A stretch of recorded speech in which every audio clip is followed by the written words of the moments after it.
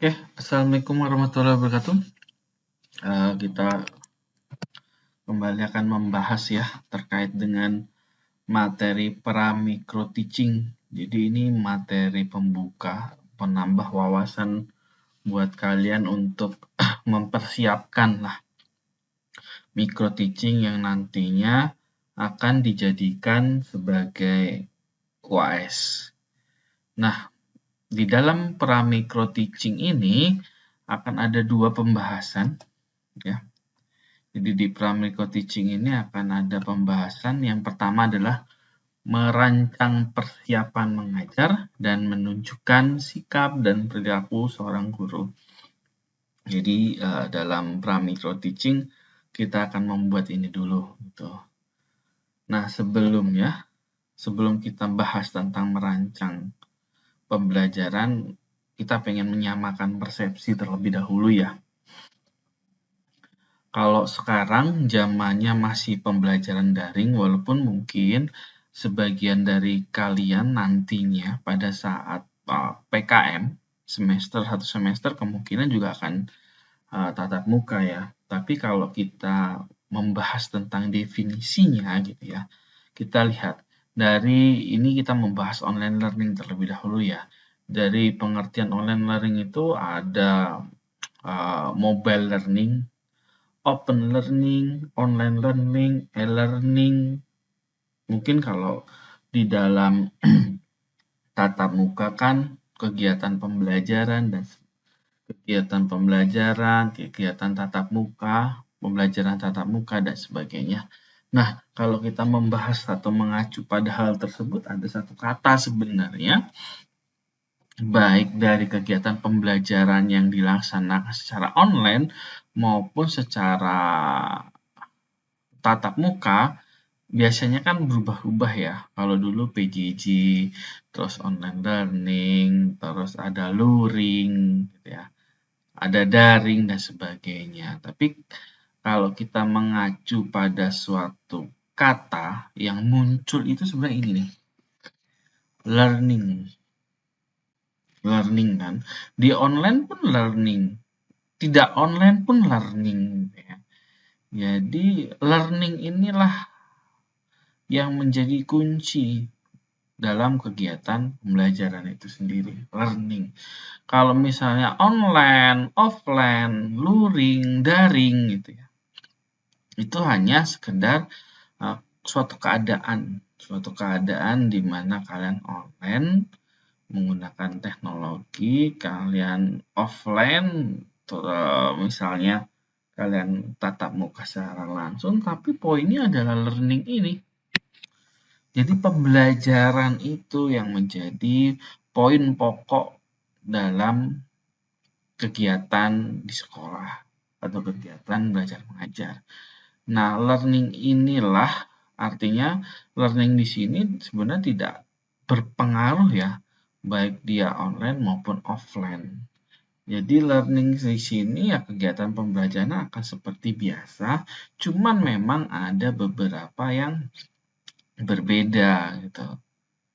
Tapi untuk tahapannya, metodenya, mungkin perencanaan pembelajaran itu sama gitu ya. Jadi di sini tetap harus mempersiapkan materi bahan ajar, mempersiapkan RPP gitu ya, mempersiapkan metodenya nanti bagaimana atau medianya dan seterusnya. Cuman memang yang berbeda adalah suasananya, baik online maupun offline.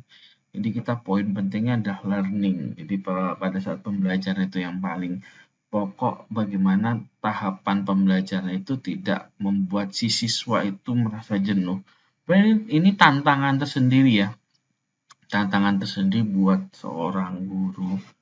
Guru itu sebenarnya lebih berat ya. Saya sering berkomentar tuh guru itu lebih berat. Karena apa? Guru itu dia lebih berat. Kenapa lebih berat? Karena mereka harus menjamin peserta didiknya tuh mampu memahami materi yang disampaikan. Karena di situ peserta didik bisa saja kemampuannya, kesadaran belajarnya masih belum nyata. Berbeda dengan istilahnya di perguruan tinggi. Kalau di perguruan tinggi namanya mahasiswa, kalau sudah maha itu luar biasa gitu ya. Ya, kalau sudah maha itu luar biasa, maka harusnya mahasiswa itu lebih dari siswa. Artinya kalau misalnya siswa belum ada kesadaran belajar, belum ada mandiri belajar, ya kalau sudah mahasiswa tentu saja harus lebih dari itu. Jadi kalau misalnya dielu-elukan mahasiswa, maka harus mampu mencerminkan mahasiswa. Yang menarik ada beberapa gambar atau screenshot dari WA, saya nggak tahu itu dari mana, kebetulan itu dibahas di grup dosen ya. Jadi ada seorang dosen yang sangat kecewa karena satu kelasnya itu yang lulus hanya 2 orang gitu. Sangat kecewa di mata kuliah dia yang lulus hanya 2 orang. Lalu ditanggapi oleh ketua kelasnya atau PJ kelasnya bahwa mohon maaf Pak, bukannya kalau hanya 2 orang mahasiswa yang lulus, maka yang salah itu dosennya. Gitu.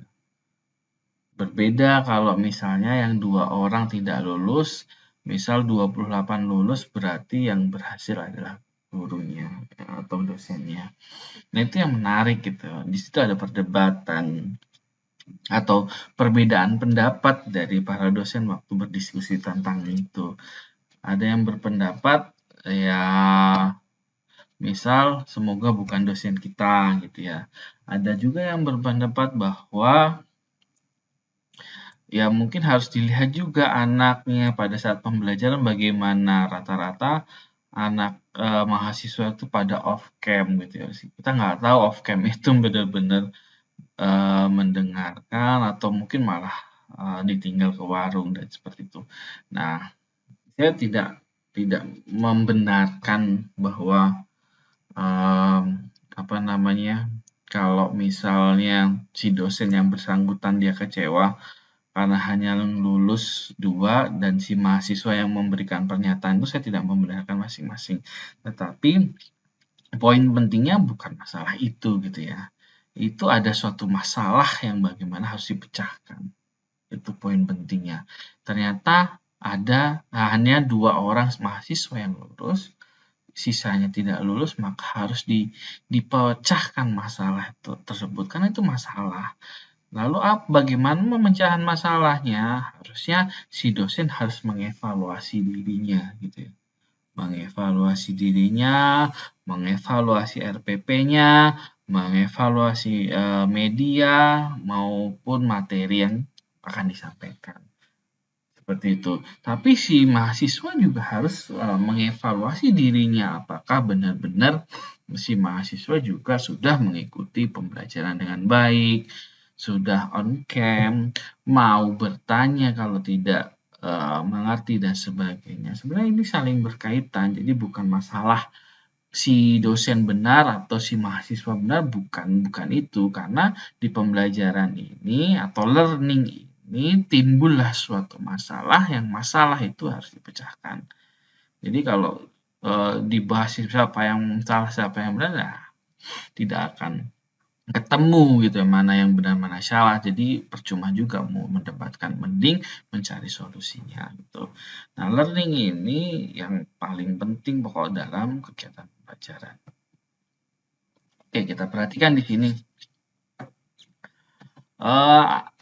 Di sini kalau kita perhatikan ada distance learning dan ada open learning gitu ya. Kalau distance learning itu sebenarnya pendidikan jarak jauh seperti yang kita awal di COVID ada istilah PJJ ya untuk pembelajaran jauh atau pendidikan jarak jauh. Ada juga itu open learning. Kalau kita lihat di sini, pendidikan jarak jauh atau distance learning ini itu berbeda dengan atau tidak sama dengan online learning.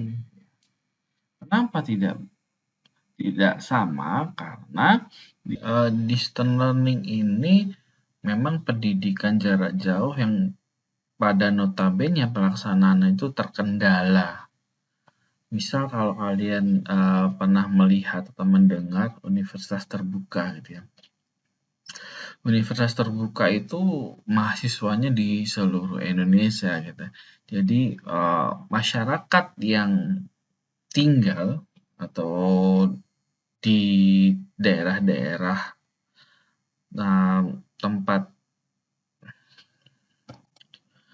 distance learning ini merupakan pendidikan jarak jauh yang memang sengaja digunakan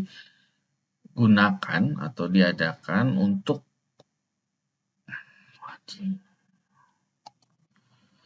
distance learning ini merupakan pendidikan jarak jauh yang memang disiapkan untuk memfasilitasi bagi mahasiswa atau masyarakat yang ingin mendapatkan pendidikan, misal pendidikan di perguruan tinggi. Kalau kalian pernah dengar universitas terbuka itu mahasiswanya seluruh Indonesia. Jadi seluruh Indonesia terdapat di pelosok-pelosok. Dengan adanya pendidikan jarak jauh, masyarakat yang tinggal di daerah-daerah terpencil mampu mengakses pendidikan itu. Nah, itu memang agak sedikit berbeda dengan online learning. Jadi online learning ini ibaratnya pendidikan secara terbuka. Artinya bukan masalah jarak lagi yang dipersiapkan, tapi ini merupakan solusi penggunaan teknologi di bidang pendidikan. Nah, kalau kita melihat di dua gambar ini ada distance learning dan open learning. Jadi kalau open learning itu lebih luas daripada distance learning. Biasanya distance learning ini ada batasan-batasannya. Misal terkait dengan umur, terkait dengan waktu, terkait dengan penyelesaian pendidikan dan sebagainya. Ada batasannya, contohnya di perguruan tinggi. Misal kalian itu kan ada batasannya ya, kalau kalian tidak selesai pendidikan misal selama 8 tahun atau mungkin 16 SKS, maka kalian akan di-DO. Hal ini juga dalam masuk ke perguruan tinggi juga ada batasan umur, tidak boleh lebih dari sekian kan, seperti itu.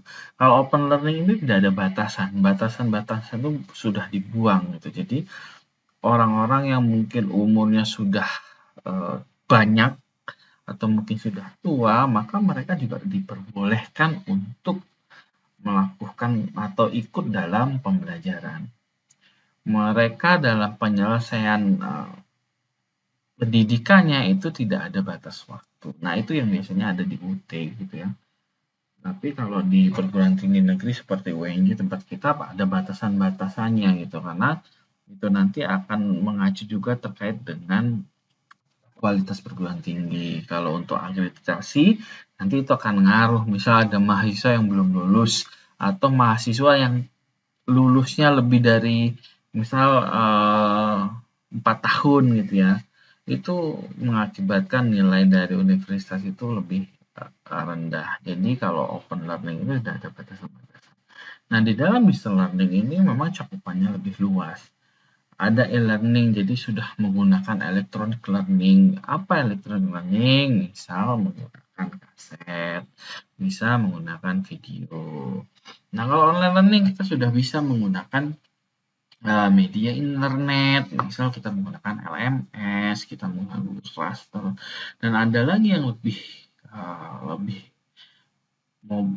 modern lagi, yaitu mobile learning. Jadi kita bisa tatap muka tanpa harus ketemu.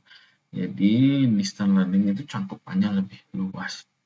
Jadi distance learning itu bisa menggunakan e-learning, bisa menggunakan online learning, maupun bisa menggunakan mobile learning.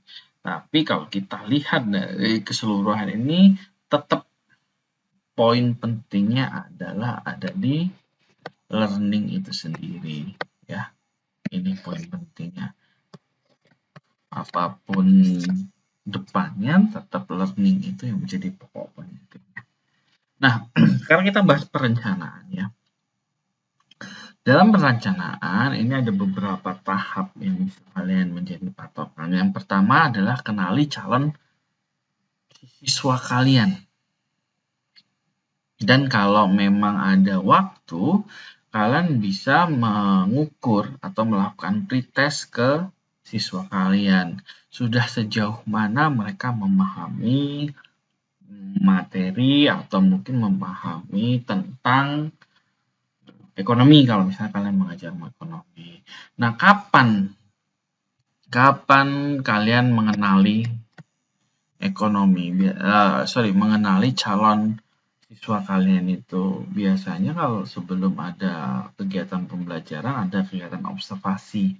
Ya, observasi itu kalian ibaratnya minta izin, ngobrol dulu apakah diperbolehkan ke sekolah itu.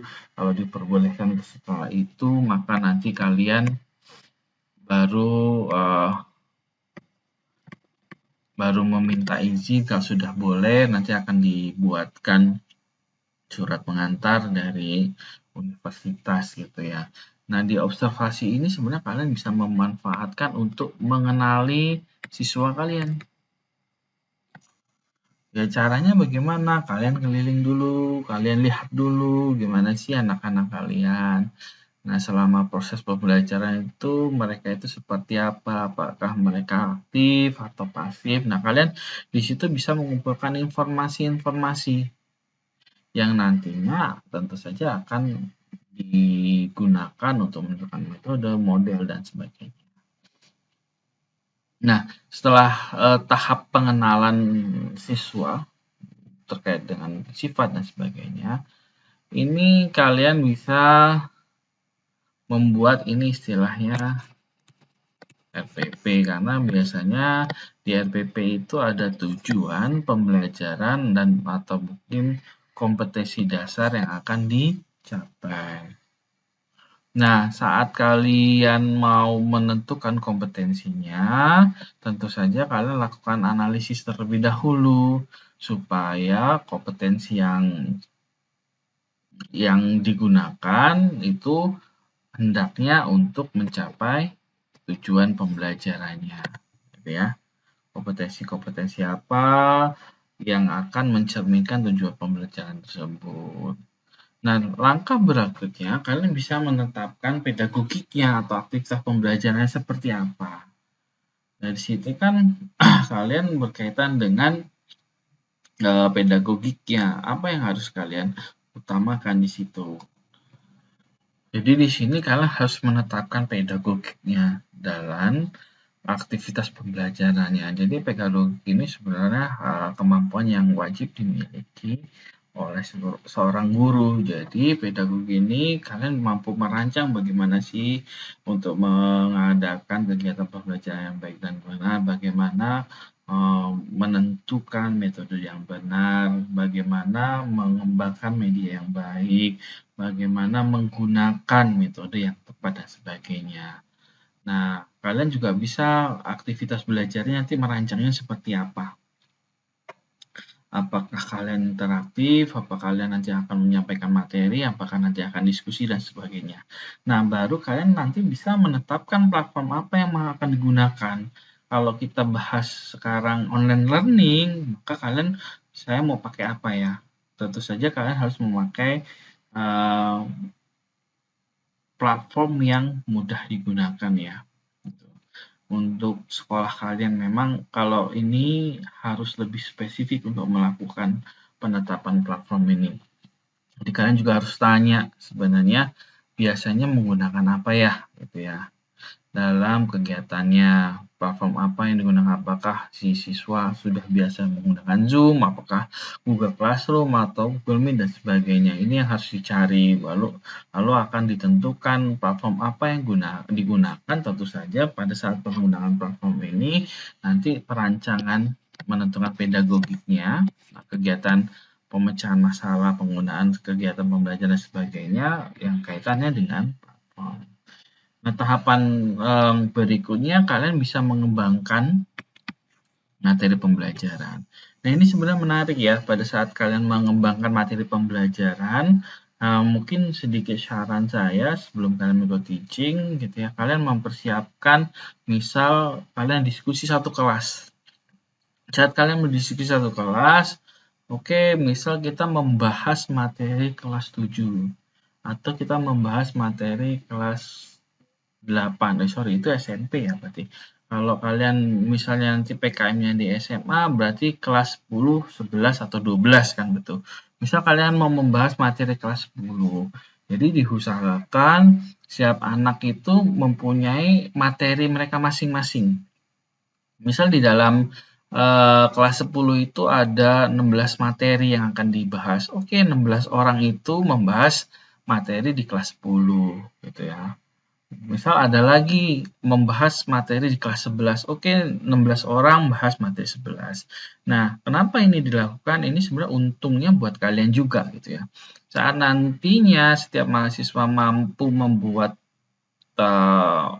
materi yang bagus atau mengembangkan materi yang pembelajaran yang baik, maka nanti kalian tinggal memakainya. Kalian tidak akan repot-repot membuatnya. Artinya dari materi yang sudah ada, kalian tinggal mempersiapkan bagaimana penyampaian materi itu sendiri. Nah, ini mungkin strategi ya, supaya kalian nantinya nggak keteteran pada saat kalian sudah masuk atau mulai mengajar. Karena apa, materi sudah siap, mungkin tinggal memperbaiki, mengembangkan, atau menambahkan.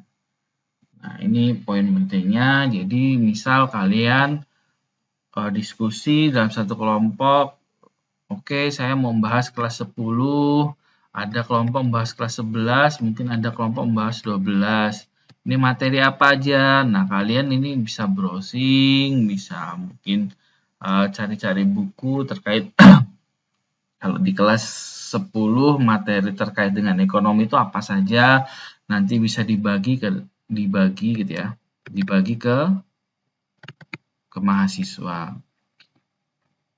Gunanya nanti kalau mereka sudah mempunyai materi-materi di kelas 10, kalian bisa saling berbagi gitu. Jadi nanti yang kalian sampaikan juga sudah siap. Jadi kalian tidak repot membuat pengembangan materi bahan ajar ini.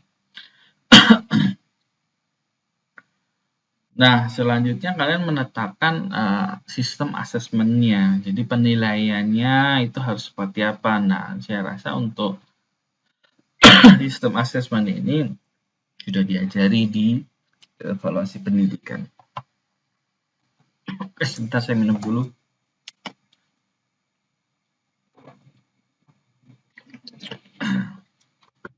Nah, di evaluasi pendidikan kan sudah diajarkan bagaimana membuat soal, bagaimana persentase soal yang sulit dan mudah, dan bagaimana mengukur, menilai suatu siswa sudah mengerjakan soal yang kalian gunakan dan ketepatan soal itu. Jadi di sini memang harus keterkaitan antara materi bahan yang kalian sudah buat dengan asesmen yang kalian lakukan, dan tentukan sistem asesmennya kayak mana gitu. Apakah kalian akan menggunakan angka atau menggunakan huruf, atau kalian bisa menggunakan soal esai atau mungkin pilihan ganda dan sebagainya.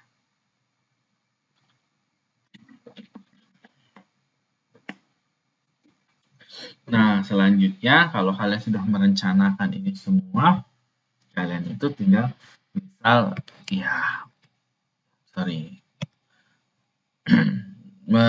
membuat skenario tadi ya. Oke, kepencet. Nah, kalian membuat skenario. Kembangkan skenario pembelajarannya. Karena kalian kan sudah menetapkan tadi kalian merancang sebenarnya skenario pembelajaran nanti seperti apa ya. Ya, ini berkaitan juga di RPP ya. Nanti kan kalian akan menggunakan metode apa nanti di dalam kegiatan pembelajaran itu. Saya mau seperti apa? Apakah saya nanti break room, atau saya akan memberikan soal-soal yang berbentuk project dan sebagainya. Ini dikembangkan skenario-nya. Jadi pada saat pelaksanaan juga kalian sudah nggak kaget, kalian habis ini tahapannya apa, dan lain sebagainya. Nah, terkait dengan skenario pembelajaran, Jadi di skenario pembelajaran ini garis besar program pembelajaran online yang dilakukan dan dikembangkan berdasarkan cross blueprint atau rancangan mata kuliah itu ataupun rancangan mata pelajaran. Misal, tentukan pada saat skenario ini durasinya berapa lama?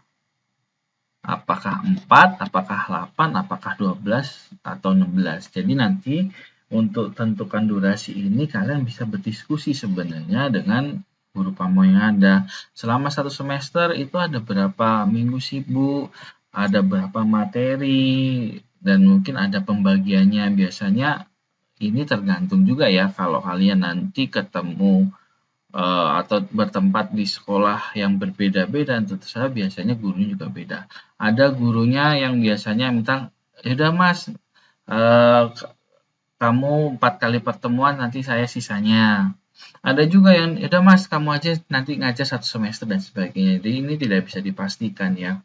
Ya, pada intinya adalah kalian bisa berdiskusi, meminta arahan dari guru untuk menentukan durasi pembelajarannya. Dan di situ juga kalian harus memetakan beban studinya secara proporsional ke dalam aktivitas pembelajaran itu seperti apa. Selanjutnya kalian juga menentukan waktu, aktivitas pembelajaran, per topiknya bagaimana, metode penyampaian materinya bagaimana, format kalau misalnya ada diskusi ya, kalian menentukan format diskusi dalam topik yang sudah ditentukan. Nah, selanjutnya itu kapan? Kapan topik itu akan disampaikan, kapan asesmennya akan dilakukan, apakah itu secara formatif ataupun kalian memberi tugas. Nah, di tahap berikutnya, di skenario pembelajaran ini, tentu saja kalian menggunakan metode pemberian tugasnya itu seperti apa? Apakah individu, berkelompok, esai, dan atau melakukan kegiatan lainnya, mungkin project atau problem based learning dan sebagainya. Nah, ini skenario pembelajaran yang kalian bayangkan, kalian buat untuk sebagai gambaran pembelajaran yang akan kalian laksanakan selama 1 semester. Nah, apa saja sih persiapannya? Kalau persiapan guru sebelum mengajar itu tentu saja yang di sini adalah RPP.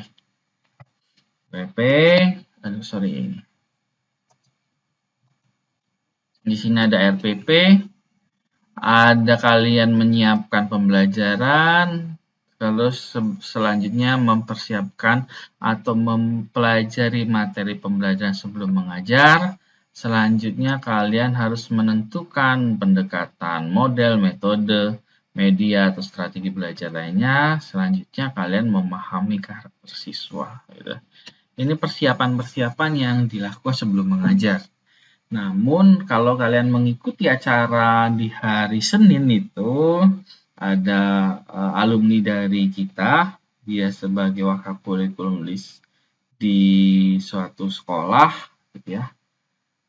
Apa yang perlu disiapkan sebelum kalian PKM adalah mental. Nah ini. Kenapa? Ini bisa kalau kata yang bersangkutan ya, ini seminggu juga beres gitu.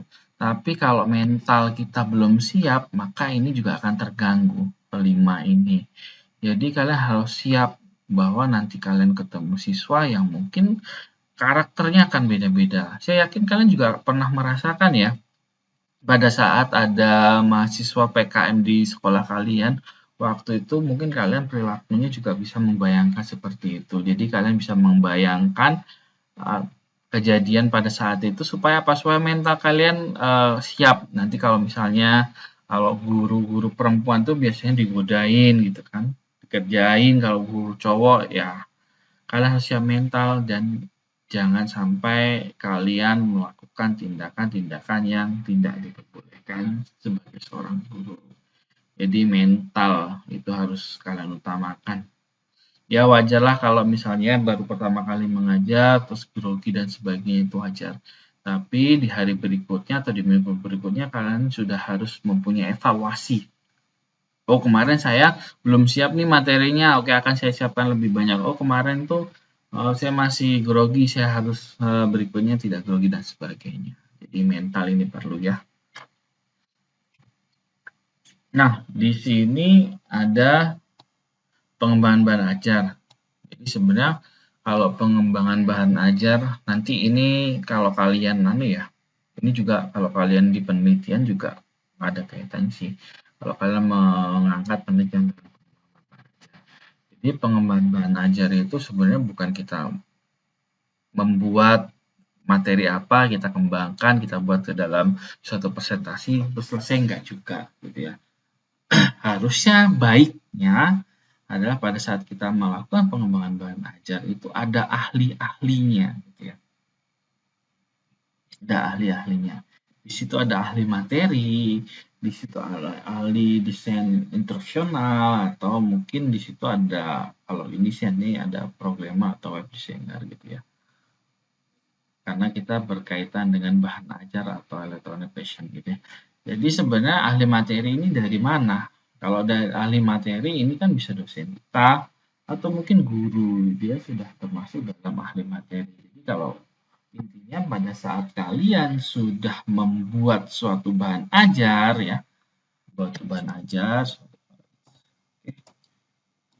saat kalian sudah membuat bahan ajar, merancang mata pelajaran maupun peta kompetensi dan silabus, maka kalian wajib memberikan ke ahli materi sebenarnya ya, kan ahli materi, atau mendiskusikan atau meminta saran. Ini sudah benar nggak ya Bu bahan ajarnya?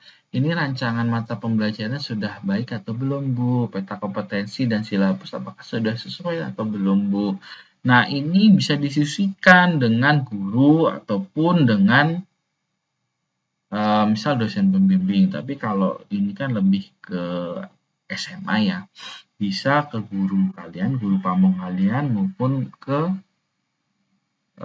wakaf kurikulum. Nah, kalau ahli desain instruksional ini bisa kalian ke dosen kalian, atau mungkin di sana juga sudah ada yang ahli, boleh kalian gunakan. Intinya pada saat ini, pada saat kalian membuat bahan ajar, merancang mata pelajaran itu sendiri, maupun membuat peta kompetensi dan silabus, kalian wajib mendiskusikannya apakah sudah baik dan benar ya ke ahli-ahli ini. Jadi kalian bisa memilihnya.